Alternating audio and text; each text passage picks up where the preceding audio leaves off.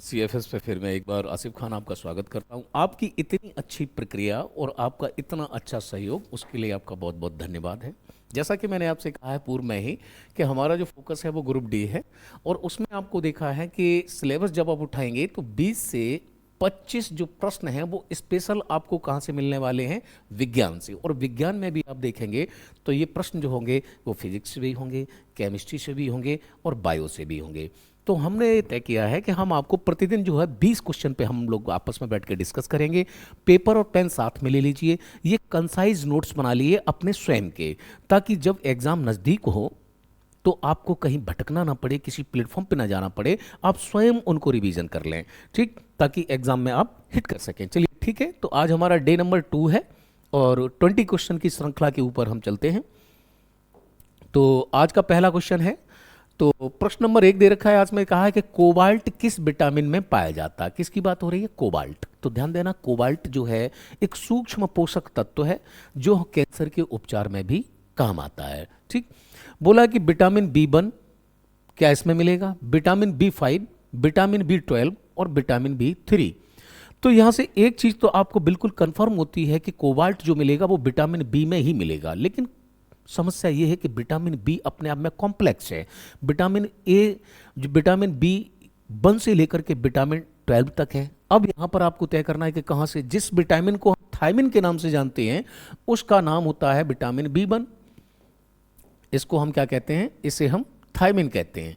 और आप जो नॉर्मली पढ़ते आए हैं कि किस विटामिन की कमी से जो रोग हो जाता है उसको क्या बोलते हैं? बेरी। तो वो थायमिन की कमी से जो रोग होता है उसको क्या बोलते हैं? बेरी, ठीक। अब आधे से अधिक लोगों को ये जानकारी नहीं होगी कि बेरी रोग होता क्या है। जैसे स्कर्वी आपको पता है कि मसूड़ों से खून आना, मसूड़ों का कमजोर हो जाना, दांतों का छोड़ जाना, वो क्या कहलाएगा? वो कहलाता है स्कर्वी। लेकिन बेरी क्या होता है? तो ध्यान रखना, ये मांसपेशी और त्वचा से संबंधित रोग है। इसमें त्वचा संबंधी रोग तथा मांसपेशियों का ढीला होना ही क्या कहलाता है? बेरी। लेकिन ध्यान देना, जो विटामिन बी 12 है ये सबसे महत्वपूर्ण है हमारे लिए। क्यों? क्योंकि जो कोबाल्ट मिलता है वो विटामिन बी 12 में मिलता है, और ये हमेशा महंगे प्रोडक्ट से मिलता है, और ये बहुत ही इंपॉर्टेंट विटामिन है हमारे लिए, और काफ़ी एग्जाम्स में पूछा गया है। जैसे कि आप देखते हैं आरआरबी का जो लास्ट ईयर एग्जाम हुआ था, लास्ट 30 दिसंबर 2020 को, उसमें ये क्वेश्चन आया हुआ था। तो आप नोट कर सकते हैं यहाँ से विटामिन बी 12। अन्य विटामिन के रासायनिक नाम और उनकी कमी से होने वाले रोगों की भी आप एक लिस्ट बना सकते हैं, ठीक। आगे चलते हैं। तो शरीर में जिस प्रकार का पोषण मृत और सड़ने वाले पदार्थों से घोल के रूप में पोषक तत्वों को ग्रहण करता है उसका नाम क्या है? यानी कि देखिए, सबसे पहले तो देखते हैं, बात की इसने किसकी? कीटभक्षी, ठीक। कुछ पौधे ऐसे होते हैं जो क्या होते हैं? कीटभक्षी होते हैं। जैसे कि भारत में ही नॉर्थ ईस्ट में एक पौधा पाया जाता है जिसका नाम है घटपर्णी, ठीक। ये पौधा है घटपर्णी, ठीक। अब ये ऐसी जगह पे उगते हैं जिस भूमि में कमी होती है किसकी? नाइट्रोजन की। यानी कि जहां पर कमी होगी किसकी? नाइट्रोजन की, वहां पर कैसे पौधे उगते हैं? जो होते हैं कैसे? कीटभक्षी। क्योंकि अपनी नाइट्रोजन की आपूर्ति के लिए ये क्या करते हैं? कीटों का भक्षण करते हैं, यानी कि पौधे भी मांसाहारी हैं, ठीक। दूसरा देखते हैं विषमपोषी। तो विषमपोषी के ऊपर मैं चर्चा कर चुका हूं आपको कि विषमपोषी वो होते हैं जो अपना भोजन स्वयं नहीं बनाते हैं, वो किसी दूसरे पर निर्भर रहते हैं। जैसे कि अगर पादप की बात करें, पादप जगत की बात करें, तो उसमें विषमपोषी का सबसे बड़ा अच्छा उदाहरण है कौन सा? अमरवेल। न जड़ है, न तना है, न पत्ती है, केवल बस चाउमीन जैसी है। जिस भी पेड़ के ऊपर, जिस भी वृक्ष के ऊपर फेंक दो उसका सत्यानाश होना तय है। क्यों? वो स्वयं प्रकाश संश्लेषण नहीं करती, बल्कि जिस पौधे पे फेंकते हैं वो प्रकाश संश्लेषण करता है, उसके भोजन को वो ग्रहण करती है। दूसरी चीज अगर आप देख लें तो जितने भी शाकाहारी हैं, यानी कि जो शाकाहारी हैं और जो मांसाहारी हैं, और कौन से हैं? मांसाहारी। यानी कि शाकाहारी और मांसाहारी संयुक्त रूप से क्या है? ये विषमपोषी हैं। केवल स्वपोषी वही होते हैं जो हरे पौधे हैं। अब आइए स्वपोषी पोषण, तो इसका मतलब ये है कि ये बहुत होते हैं जितने भी हरे पेड़ पौधे हैं, हरे पादप। इसका मतलब ये हुआ कि हरे पेड़ पौधे वो होते हैं जो सूर्य के प्रकाश के माध्यम से प्रकाश संश्लेषण की क्रिया के द्वारा अपना भोजन स्वयं बनाते हैं, उन्हें क्या कहते हैं? स्वपोषी पोषण। दूसरी चीज, अब आइए मृतोपजीवी पोषण। यहां पर आते हैं आपके दो, यानी कि एक तो होते हैं क्या, बैक्टीरिया, और क्या होगा, एक एक होता है यहां पर वायरस। यानी कि बैक्टीरिया और वायरस, इन दोनों का काम होता है कि जो सड़े गले पदार्थ हैं, यानी कि जो मृत हो चुके हैं और सड़ गल चुके हैं, उनका पूर्ण रूप से विघटन करना किसका काम होता है, वो स्कैवेंजर्स या फिर मृतपोशी। तो कुल मिलाकर के इसका आंसर क्या होगा बेटा, 4 होगा। ठीक, चलिए आगे बढ़ते हैं। आगे है ग्लाइकोजन के बारे में कह रहा है। ग्लाइकोजन शरीर में भंडारण रूप है। किसका भंडारण रूप है जी, तो विटामिन का है। विटामिन भंडारण नहीं होता शरीर में, विटामिन ए केवल जो है कुछ जगह में, जैसे छोटी आंतें, वहां पर भंडारण होता है इसका, अन्य विटामिन का भंडारण नहीं होता है। वसा, हाँ बिल्कुल सही बात है, हमारी त्वचा के नीचे वसा की एक मोटी परत पाई जाती है। प्रोटीन, प्रोटीन का भी भंडारण है। बट बोले कि कार्बोहाइड्रेट्स, हाँ जी बिल्कुल, क्योंकि ग्लाइकोजन से ही जो बनता है उसे कहते हैं ग्लूकोज। ठीक, ये क्या बनता है, ग्लूकोज, जो दैनिक कार्य करने हेतु हमें आवश्यकता होती है वो ग्लूकोज। और कार्बोहाइड्रेट्स जो होता है वो रूप होता है किसका, ग्लाइकोजन का। यानी कार्बोहाइड्रेट जो टूटता है वो ग्लाइकोजन के रूप में, और ग्लाइकोजन बनाता है किसको, ग्लूकोज के, जिससे हमें क्या मिलती है, एनर्जी मिलती है। तो ना तो विटामिन, ना वसा, ना प्रोटीन, इसका आंसर क्या होगा, कार्बोहाइड्रेट्स। अगले क्वेश्चन पे है, बात कर रहा है किसकी, पूछ रहा है कैसीन। कैसीन एक प्रोटीन है। ठीक, तो प्रोटीन के कई रूप होते हैं। प्रोटीन आप देखेंगे तो एक प्रोटीन होता है जो जिसे हम अमीनो अम्ल से मिलकर बनता है। 20 प्रकार के अमीनो अम्ल से मिलकर एक प्रोटीन निर्माण होता है। फाइब्रोनोजिन, ये भी एक प्रोटीन है। आप देखें तो कौन सा होता है, फाइब्रोनोजिन। फाइब्रोनोजिन ये भी क्या है, एक प्रोटीन का प्रकार है। दूसरी बात करें तो कैरोटिन। कैरोटिन ये भी एक प्रकार का क्या है, प्रोटीन है। और तीसरा आपको बताया गया कौन सा, कैसीन। तो कैसीन किस में मिलेगा, मांस में मिलेगा जी, नहीं मांस में नहीं मिलेगा। दूसरा बोला गाजर में, नहीं, गाजर जो है सबसे अच्छा स्रोत है किसका, विटामिन ए का। ये भी हमारा गलत हो गया। सोयाबीन, यानी कि प्रोटीन का सबसे अच्छा स्रोत जो है वो कौन सी है, सोयाबीन। यानी कि इसमें जो सोयाबीन में जो प्रोटीन मिलता है वो कितना मिलता है हमें, 46%। इसलिए शाकाहारियों के लिए सबसे अच्छा प्रोटीन का अगर कोई स्रोत माना जाता है तो वो क्या है, वो सोयाबीन है। और भारत में सोयाबीन का जो सबसे बड़ा प्रोड्यूसर है वो कौन सा है, एमपी है। और सोयाबीन ही एक ऐसी फसल है जिसे हम दलहन और तिलहन दोनों में शामिल करते हैं। यानी कि ये एक ऐसी फसल है जिसे दलहन भी कहते हैं और तिलहन दोनों में शामिल है। और भारत में सबसे बड़ा प्रोड्यूसर जो सोयाबीन का है वो कौन सा है, वो एमपी है। वो सोयाबीन नहीं जिसे तुम खाते हो, वो तो मात्र एक खल है। जिस प्रकार से जानवरों को सरसों का तेल निकालने के बाद जो बचती है वो खल दी जाती है, तुम जो बड़ी खाते हो वो सोयाबीन की वही बड़ी होती है और वही चाप होती है। रियल सोयाबीन रमास के दाने के बराबर का होता है, वो छोटा सा व्हाइट कलर का। ठीक, आगे आओ।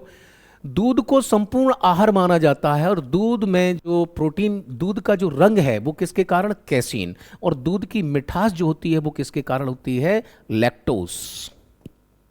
दूध की मिठास का कारण लैक्टोस। और दूध में जो प्रोटीन मिलता है उसे क्या कहते हैं, कैसीन। और कैसीन के पाचन के लिए आपके अंदर एक वो बनता है एंजाइम्स जिसे कहते हैं रेनिन। गौर से समझना इस बात को। और रेनिन एंजाइम मात्र केवल 7 से 8 वर्ष की उम्र तक ही बनता है, जब तक आपके रहते हैं दूध के दांत। यानी कि दूध में जो प्रोटीन पाया जाता है उसे कहते हैं कैसीन। और कैसीन के जो पाचन करता है, जो हमारे आमाशय में बनता है, वो एक प्रोटीन, वो एक एंजाइम है। उस एंजाइम का नाम क्या है, रेनिन है। और रेनिन बनता है केवल 7 से 8 वर्ष तक, जब तक आपके दूध के दांत रहते हैं। यानी कि मतलब हुआ कि 7 से 8 वर्ष के बाद दूध पीने की उम्र नहीं रही। ठीक, तो कैसीन पाया जाएगा किसमें, दूध में। ठीक, आइए आगे बढ़ते हैं। इनमें से कौन सा कथन सत्य नहीं है, तो ध्यान देना, जब भी आप कंप्यूटर स्क्रीन पे बैठे हो, सीबीटी एग्जाम्स देने जाएं, तो उसमें सबसे पहले यही देखना कि पूछ क्या रहा है। ठीक, तो पूछा कि इनमें से कौन सा कथन सत्य नहीं है। बोला प्रोटीन निम्न ताप पर निष्क्रिय हो जाते हैं। यानी कि प्रोटीन जो है अगर उन्हें लो टेम्परेचर पर रख दें, सपोज करें कि आप पनीर लेके आए और पनीर में क्या है, प्रोटीन, और आपने उसको क्या कर दिया, फ्रीज कर दिया निम्न ताप, यानी कि 0 डिग्री से नीचे ले गए और उसको जमा दिया तो क्या निष्क्रिय हो जाएगा? ठीक है, आगे देखते हैं। प्रोटीन पीएच में परिवर्तित होने पर विकृत हो जाते हैं। अच्छा जी, प्रोटीन ताप से प्रभावित नहीं होते हैं और प्रोटीन उच्च ताप पर विकृत हो जाते हैं। तो रीजनिंग का क्वेश्चन बन रहा है एक प्रकार से कि प्रोटीन ताप पे निष्क्रिय हो जाते हैं और प्रोटीन ताप पे विकृत हो जाते हैं और प्रोटीन ताप पे निम्न ताप पर निष्क्रिय हो जाते हैं और उच्च ताप पर विकृत हो जाते हैं और प्रोटीन ताप से प्रभावित नहीं होते हैं। जब आप ये कह रहे हो प्रोटीन ताप से प्रभावित नहीं होते हैं तो उच्च ताप पर विकृत और निम्न ताप पर निष्क्रिय कैसे हो सकते हैं? थोड़ा दिमाग लगाइए, यहाँ पे घुसना चाहिए खोपड़िया में सही प्रकार से, क्योंकि अगर मगज में ये चीज नहीं घुसी तो ये गलत हो जाएगा, क्योंकि 4 सेंटेंस हैं। तो सही आंसर जो इसका है वो होगा ये कि प्रोटीन ताप से प्रभावित नहीं होते। क्या होना चाहिए? होते हैं, क्योंकि आपको ध्यान किधर रखना है? आपको ध्यान रखना है इस बात पे। तो प्रोटीन पर तापमान का प्रभाव पड़ता है और पूछ रहा है, कह रहा है प्रोटीन ताप से प्रभावित नहीं होते। ये तो गलत बात है जी। क्यों कहते हैं कि खाने को बार बार गर्म करोगे और बहुत ज़्यादा तलोगे भूनोगे तो उसके पोषक तत्व तो समाप्त हो जाएंगे, इसीलिए बोला जाता है। कौन सा पोषक तत्व तो भंजन, यानी कि जब वो बर्न होगा पश्चात अधिकतम एनर्जी यानी ऊर्जा आपको प्रदान करेगा। कौन सा पोषक तत्व है जिसको बहुत ज़्यादा जब भंजन आपके शरीर में जो पोषक तत्व उनका दहन होता है एक प्रकार से फ्यूल वर्न, तो जो सबसे ज़्यादा एनर्जी देगा वो कौन सा होगा? ये पूछा गया है। फाइबर देते हैं क्या? नहीं देते हैं। प्रोटीन देता है एनर्जी लेकिन उतनी नहीं देता। वसा, कार्बोहाइड्रेट्स। तो ध्यान देना कि आपके शरीर में जब दहन होता है किसका? वसा का, तो वसा जो है वो सबसे ज्यादा आपको क्या देता है? एनर्जी देता है। कार्बोहाइड्रेट्स उसके संदर्भ में कम देता है। वो क्यों देता है? क्योंकि वसा के पाचन में शरीर को ऊर्जा अधिक खर्च करनी पड़ती है। यानी कि अगर वसा 1 ग्राम 8 कैलोरी ऊर्जा देगा तो कार्बोहाइड्रेट का 1 ग्राम केवल 2 कैलोरी ऊर्जा देगा। इसलिए हम क्या करते हैं, क्योंकि वसा पाचन करने में बहुत मुश्किल है, उसमें ज़्यादा एनर्जी खत्म करनी होती है। आपने सुना होगा कुत्तों को घी हजम नहीं होता। क्यों नहीं होता है? क्योंकि अत्यधिक चिकनाई आपको नुकसान करेगी। वसा में एनर्जी बहुत है, कैलोरी बहुत है, ऊर्जा बहुत है, लेकिन वो जो है आपके लिए बहुत हानिकारक भी है। इसलिए कार्बोहाइड्रेट्स, यानी इसका सही आंसर जो होगा वो क्या होगा? वसा, यानी कि वसा के दहन से सबसे अधिक एनर्जी आती है। ठीक, आइए, बालों का मुख्य संरचनात्मक पदार्थ है। ये क्वेश्चन है, आरआरबी ने जूनियर इंजीनियर का जो एग्जाम हुआ 30 मई 2019 को कलेक्शन लेके आए हैं आपके लिए, बहुत जबरदस्त, ऐसा मुश्किल ही आपको कहीं पर मिले। ठीक, तो बोला कि बाल क्या विटामिन के बने होते हैं? बाल क्या बायोटिन के बने होते हैं? क्या बाल कैरोटिन के होते हैं? क्या बाल थायमिन के होते हैं? अब आप देखिए, थायमिन किसका नाम है? विटामिन बी का है। विटामिन कोई पोषक तत्व तो नहीं, ये केवल उपचय और उपाचय की क्रिया में भाग लेते हैं। दूसरा पूछा गया बायोटिन, नहीं। आप देखिए, तो जिस प्रकार से हमारे क्या हैं, एक तो बाल हैं, ठीक, दूसरा आपके नाखून हैं, ठीक, दूसरा जानवरों के जो सींग हैं, ठीक, ये सभी जो निर्मित होते हैं वो किससे होते हैं? वो कैरोटिन से होते हैं। तो हमारे बालों में जो है मुख्य संरचनात्मक पदार्थ जो है या तत्व है वो क्या है? कैरोटिन है। ठीक, तो आंसर इसका क्या होगा? कैरोटिन होगा। मायोसिन और एक्टिन, यानी 2 चीजों की बात कह रहा है कि मायोसिन और एक्टिन। अब ये कहाँ पाए जाएंगे? मांसपेशीय प्रोटीन है क्या? मांसपेशीय कार्बोहाइड्रेट है? मांसपेशीय वसा है? या मांसपेशीय एंजाइम है? मांसपेशियों में एंजाइम नहीं पाया जाता। मांसपेशियों में प्रोटीन मिल सकता है, कार्बोहाइड्रेट्स भी मिल सकता है, विटामिन्स मिल सकते हैं और वसा भी मिल सकता है। तो ध्यान देना, ये एक प्रकार से मायोसिन जो होते हैं वो मांसपेशीय क्या होते हैं? प्रोटीन होते हैं। ठीक, और इसी की कमी से जब ये कम हो जाता है तब आपको एक रोग होता है जिसको बोलते हैं मैरास्मस। वो रोग होता है जिसका नाम क्या है? मैरास्मस। और दूसरा होता है जिसका नाम क्या है? क्वाशीक्योर। क्योर। ये 2 रोग होते हैं जिनका मुख्य कारण क्या होता है कि आप में कमी है कहीं ना कहीं किसकी? प्रोटीन की। और प्रोटीन भी कौन सा? तो वो देखिए कौन सा? मायोसिन और एक्टिन। ये मांसपेशीय प्रोटीन के एक रूप होते हैं। ठीक, आगे बढ़ते हैं। अगला क्वेश्चन है हमारा, गर्म करने पर कौन सा विटामिन नष्ट हो जाता है? तो बहुत आपने पढ़ा भी होगा। देखिए, एक होता है जिसे कहते हैं KEDA, कीड़ा, यानी इसे आप याद रख सकते हैं कैसे, यानी कह सकते हैं इसको क्या, कीड़ा। ये ऐसे विटामिन हैं जो घुलनशील होते हैं किसमें, बसा में। ठीक, ये किसमें घुलेंगे, बसा में घुलेंगे। उसके अलावा केवल B और C, ये विटामिन ऐसे हैं जो किसमें घुलते हैं, जल में घुलनशील हैं, ये जल में घुलते हैं। और आप देखते हैं B और C विटामिन ऐसे हैं कि अगर आपने टेम्परेचर थोड़ा भी हाई कर दिया तो ये हवा में बाष्पीकृत हो जाते हैं। अब इन दोनों में से इसमें कौन सा दिया हुआ है, तो आपको पता है कि इसमें दिया हुआ है कौन सा, विटामिन B1, यानी कि ये क्या कर जाएगा, ये हवा में उड़ जाएगा, बाष्पीकृत हो जाएगा यदि टेम्परेचर ज़्यादा हुआ। आगे आए, मछली के लिवर ऑयल यानी यकृत तेल में कौन सा प्रचुर मात्रा में होता है? तो ध्यान देना, कई बार ये नॉर्मल ट्रिक होती है कि जो सबसे लंबा उत्तर होता है वही आंसर होता है, यानी इसमें विटामिन डी भी मिलेगा और आपको विटामिन ए भी मिलेगा। ठीक, हालांकि विटामिन डी का जो स्रोत होता है वो क्या होता है, वो होता है आपका सूर्य का प्रकाश, और ये हमारी त्वचा के नीचे संश्लेषित रहता है, और सूर्य के प्रकाश में पूरे दिन नहीं मिलता है, ये सूर्योदय से केवल 1.5 घंटे तक। चलिए, तो आंसर क्या हुआ हमारा, आंसर हो गया हमारा 2। आगे बढ़ते हैं, विटामिन के प्राकृतिक रूप से, यानी कि क्या पूछ रहा है, विटामिन के की बात हो रही है और पूछ रहा प्राकृतिक रूप से में पाए जाने वाला जीवाणुओं द्वारा निर्मित है। ठीक, तो कहाँ विटामिन ए अग्नाशय में बनेगा, अग्नाशय को देसी भाषा में तिल्ली कहते हैं जो पेट के बाईं तरफ होती है, और इंग्लिश में इसको पैनक्रियाज कहते हैं। ये इंसुलिन का स्राव करती है, जब इंसुलिन का स्राव कम हो जाता है तब कहीं ना कहीं क्या होता है, डायबिटीज होती है, शुगर बढ़ जाती है। ठीक, तो इंसुलिन है। अग्नाशय, गुर्दा, भाई इसका तो काम केवल क्या है, ब्लड को छलनी करना, ब्लड से यूरिया और अन्य हानिकारक तत्वों को क्या है, निकालना है। हार्ट, हार्ट का काम केवल क्या होता है कि हार्ट केवल ब्लड को पंप करता है ताकि पूरे शरीर में क्या हो, ब्लड का सर्कुलेशन, परिसंचरण। रह गई हमारी आंत, और आंत में भी कौन सी, एक तो होती है छोटी आंत और एक होती है कौन सी, बड़ी आंत। छोटी आंत को बोलते हैं क्षुद्रांतु, क्षुद्रांतु।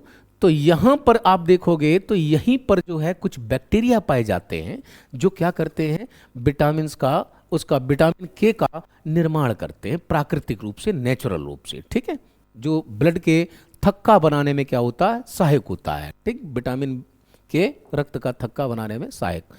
लैक्टोज, अब देखिए, तो ये लैक्टोज की बात कर रहा है। लैक्टोज किससे के जो है युक्त, डाइसैक्रेराइड हैं, देसी भाषा में इसको सैक्रीन कहते हैं। ठीक, यानी कि आइसक्रीम नहीं खाना, उसमें क्या है, सैक्रीन है। और लैक्टोज क्या है, एक प्रकार की शर्करा है।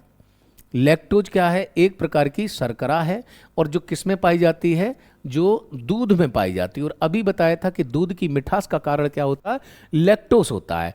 तो ये जो बनेगा, ये बनता है ग्लूकोज और ग्लैक्टोज से। नोट कर लेना, ग्लूकोज और ग्लैक्टोज से जो मिलकर बनता है उसे हम क्या कहते हैं, उसे हम लैक्टोज कहते हैं। ये डाइसैक्राइड होता है। ठीक, अगले क्वेश्चन की ओर बढ़ते हैं। तो बीटा कैरोटीन को शरीर द्वारा, बीटा कैरोटीन, ठीक, बड़ी बढ़िया बात है, बीटा कैरोटीन। देखिए, ये कुछ क्या होते हैं, कैरेटिन होते हैं, कैरेटिनाइड भी होते हैं। ठीक, और कुछ कैरेटीन होते हैं। ठीक, और कुछ आपके कैरोटीन होते हैं। ठीक, तो कैरेटिन, कैरेटिनाइड और कैरोटीन, ये 3 होते हैं। और ये क्या होते हैं, एक प्रकार से वर्णक होते हैं। वर्णक क्या बताएं कि जो एक प्रकार से फलों एवं सब्जियों को जो रंग प्रदान करते हैं। जैसे आप देखते हैं क्लोरोफिल होता है, क्लोरोफिल में क्या होता है, मैग्नीशियम। आपसे बोले कि पत्तों का हरा रंग किसके कारण होता है, वो होता है किसके कारण, क्लोरोफिल। ठीक, यानी कि जो क्लोरोफिल है, क्लोरोफिल के कारण क्या होता है, पत्तियों का रंग कैसा होता है, हरा होता है। और क्लोरोफिल का मुख्य घटक क्या होता है, मैग्नीशियम। ऐसे ही देखते हैं आप कैरोटीनाइड होते हैं, तो उनमें आप देखेंगे तो जैसे आम है, पीला रंग, पपीता पीला रंग, यानी पके हुए फलों का जो पीला रंग होता है वो कहीं ना कहीं कैरोटीन से होता है। ठीक, और बोलते हैं ये प्रचुर मात्रा में स्रोत किसके होते हैं, तो ध्यान देना, ना तो विटामिन डी, ना विटामिन सी, ना विटामिन बी।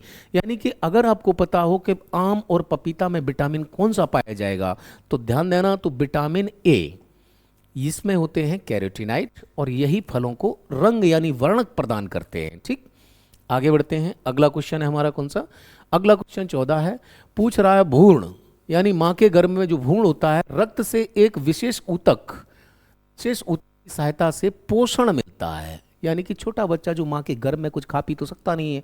अब बोला कि वो कौन सा ऊतक होता है, कौन सा टिश्यू होता है जिससे उसको क्या मिलता है, गर्भाशय गिरिवा, नहीं जी, गर्भाशय नहीं, उसमें तो होता ही है।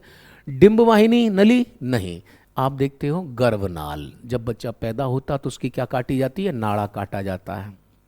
ठीक, और फोल्ड कर दिया जाता है, चाहे मनुष्य हो और चाहे कोई पशु हो, उन दोनों के ही बच्चों का क्या होता है, नाड़ होती है। उस नाड़ से ही क्या होती है, टोटल फूड की क्या होती है, सप्लाई होती है, उसको क्या बोलते हैं, गर्भनाल बोलते हैं। ठीक, आगे बढ़ते हैं।